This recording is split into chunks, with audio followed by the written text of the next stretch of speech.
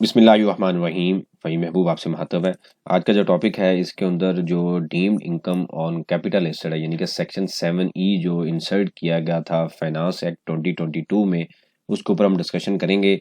और ये काफ़ी जुलाई से यानी कि जब से जून में ये फाइनेंस एक्ट आया और जुलाई से वो इम्प्लीमेंटेड था, लेकिन उसका जो रेट्रोस्पेक्टिव इम्पैक्ट था कि जी 2022 से ये इम्प्लीमेंटेड है।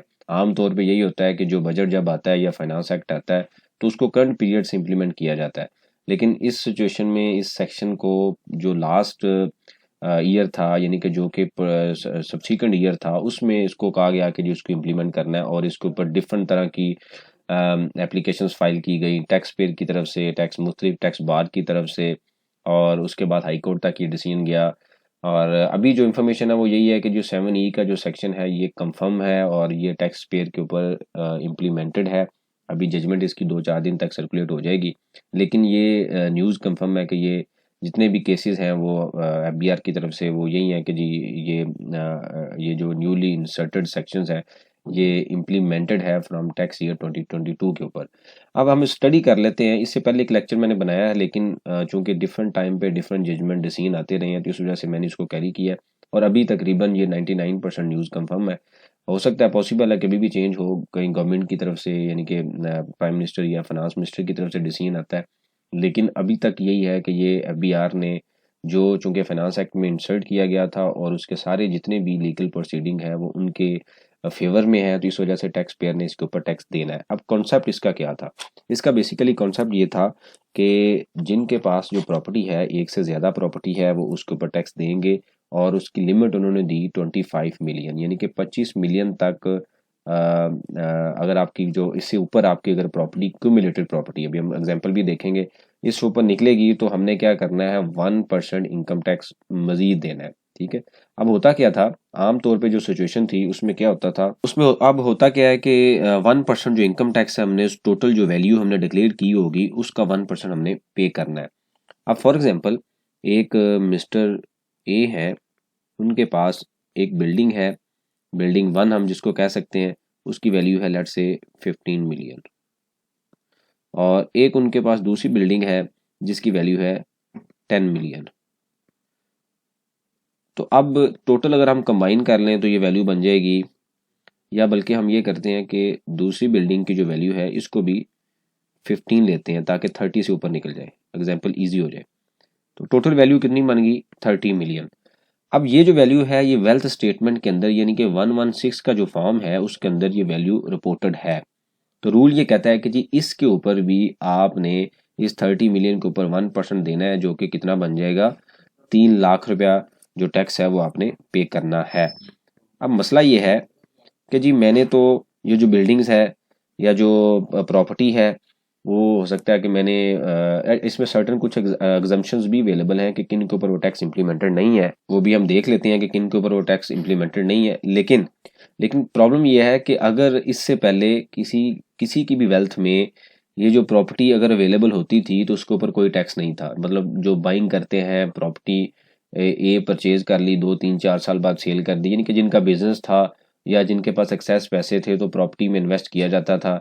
अब उस बिजनेस को इनफैक्ट डिस्करेज किया जा रहा है, या एक ख़ास लेवल तक की जो वेल्थ है उसमें से कुछ टैक्स को कलेक्ट किया जा रहा है। अब एक जो आम मिडल मैन है या जो नॉर्मल हम कह सकते हैं कि जो मीडियोकर है, या उससे थोड़ी सी अगर बेस्ट भी अगर देखें तो जिनके पास एक घर है, एक प्लाट है, हो सकता है पॉसिबल उनकी वैल्यू जो है वो 25 मिलियन से ऊपर ना हो।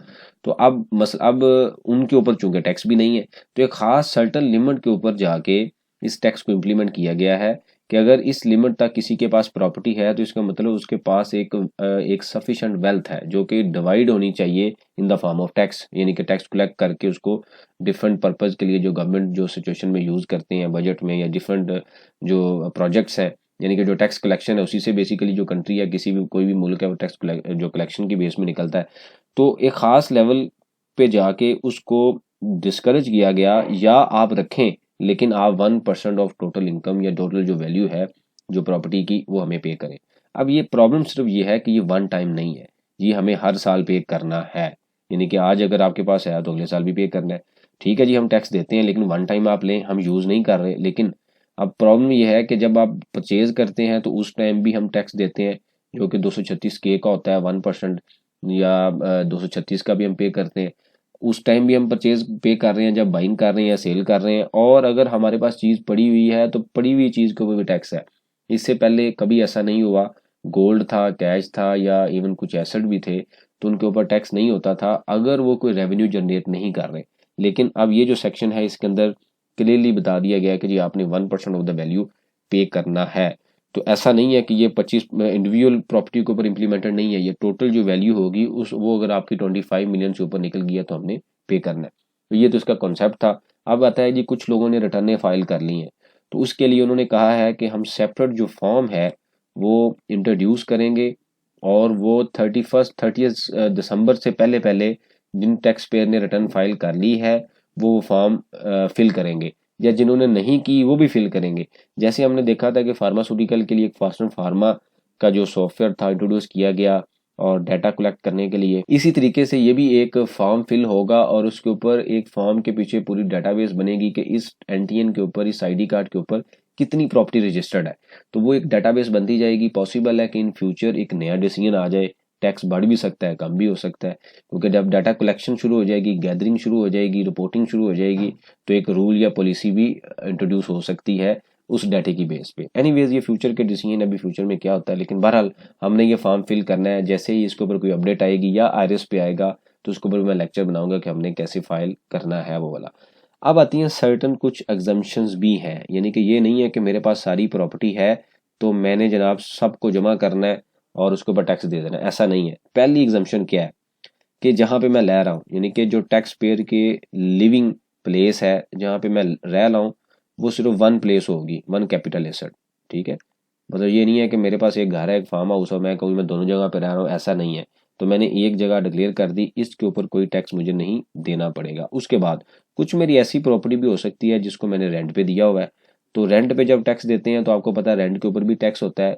जो जिन्होंने बिल्डिंग या जो प्लेस ली होती है वो भी टैक्स डिडक्ट करते हैं, तो इसका मतलब वो रेंट के सेक्शन में कवर होगा, नॉर्मल बिजनेस इनकम में कवर होगा, तो उसके ऊपर भी कोई टैक्स नहीं है। उसके बाद तीसरी चीज़ आती है कि अगर कोई एग्रीकल्चर लैंड है, तो एग्रीकल्चर भी आपको पता है कुछ जगह पे हम टैक्स देते हैं, कुछ जगह पे एग्जम्प्ट है, और टू द एक्सटेंट एग्जम्प्ट है जहाँ पे प्रोविजनल टैक्स पे कर दिया जाता है, तो उसके ऊपर भी कोई टैक्स नहीं है। फिर ये आता है कि कोई आपके पास, ये हो सकता है कि आपके पास कोई जगह है, उसके ऊपर आप बिजनेस कर रहे हैं, अपना ही बिजनेस कर रहे हैं, तो इसका मतलब उस बिजनेस से जो रेवेन्यू आएगा उसके ऊपर आप टैक्स देंगे।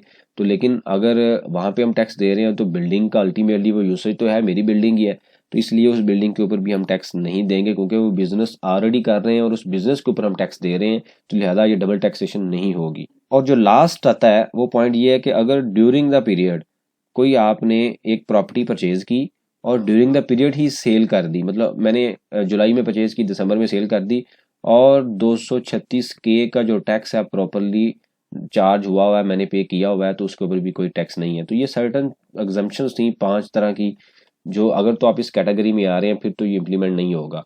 लेकिन अगर आप इस कैटेगरी में नहीं हैं तो जो अगर आपकी जो प्रॉपर्टी है 25 मिलियन से ऊपर है तो हमें 1% ऑफ इनकम टैक्स देना पड़ेगा, जो कि एक बड़ी अमाउंट बनती है और हर साल आपको देना पड़ेगा। इसका मतलब ये है कि अगर मैंने 20% या 25% कमाया है, उस सेल करके मैं कुछ कमाऊंगा, तो मैंने कैपिटल गेन तो देना ही देना है। ठीक है, वो तो मैं तब दूंगा जब मैं सेल करूंगा, लेकिन अगर मेरे पास पड़ी हुई है और उसकी वैल्यू 25 मिलियन से ऊपर है तो मैं फिर भी इसके ऊपर टैक्स दूंगा। अब इसको हम कैसे सेव कर सकते हैं, क्या डिफरेंट टेक्निक्स हो सकती हैं, इंशाल्लाह फ्यूचर लेक्चर में जैसे इसके ऊपर कोई जजमेंट फाइनल पास होती है, जो ऑर्डर आता है, अभी तो ये क्लियर है कि फाइनल ही है, लेकिन अभी हम डॉक्यूमेंट का वेट कर रहे हैं, जैसे ही आएगा तो मैं इसके ऊपर एक फर्दर बनाऊंगा लेक्चर कि किन वेज पे, किस मेथड को या किस क्राइटेरिया को फॉलो करके हम मजीद जो टैक्स है वो सेव कर सकते हैं।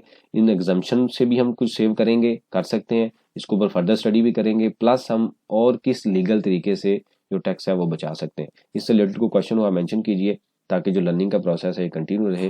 थैंक यू वेरी मच, जज़ाकल्लाह।